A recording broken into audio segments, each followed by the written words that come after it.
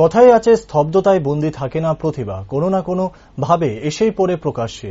রাজ্যের আনাচে কানাচে এমনই বহু প্রতিভা রয়েছে যা বেরিয়ে আসার অপেক্ষায় প্রহর গুণে প্রত্যহ। এমনই খুদে দুই প্রতিভা এবারে পেল প্রকাশের আলো। রাজধানীর হেনরি ডিরোজিও স্কুলের 11 বছরের ছাত্রী হিমানী শীল এবং উদয়পুরের 12 বছরের ছাত্রী Shubhangi Dutta. Indian dance star reality শোতে এবার রাজ্যের নাম উজ্জ্বল করল খুদে দুই নৃত্যশিল্পী। গত 20 জুন কলকাতায় ইন্ডিয়ান ডান্স স্টার রিয়েলিটি শোতে অন্যান্য প্রতিযোগিতাদের সাথে অংশগ্রহণ করে আড়ালিয়ার হিমানী ও উদয়পুরের শুভাঙ্গী।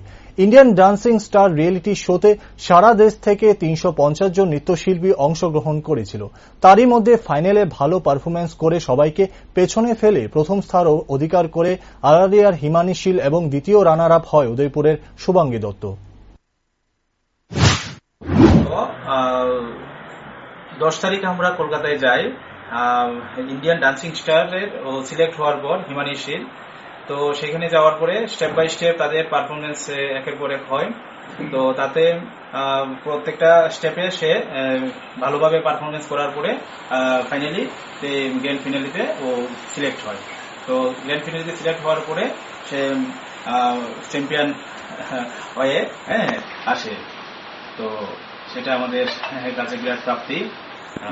ইন্ডিয়ান ডান্সিং স্টার সেটা বিগত 20 জুন 2023 তারিখে হয়েছে কলকাতাতে। কেমন লাগছে মেয়ের এই সাফল্য? মানে বলার সেই ভাষা নেই। এত এটা আশা আমরা করিনি যে এতটুকু জানে এত অল্প সময় যেতে পারবো। তাতে অনেকটা খুব আনন্দিত এবং আমাদের গোটা পরিবার খুব তার জন্য এবং ত্রিপুরাবাসীর কাছেও আশীর্বাদ চাইবো ওর এই সাফল্যের জন্য। কবে থেকে সেটা করছে? সে তো নাচ করছে বিগত প্রায় ওর 3 বছর যখন সময় থেকে সে ক্লাসিক্যালের নাচের সাথে যুক্ত আছে।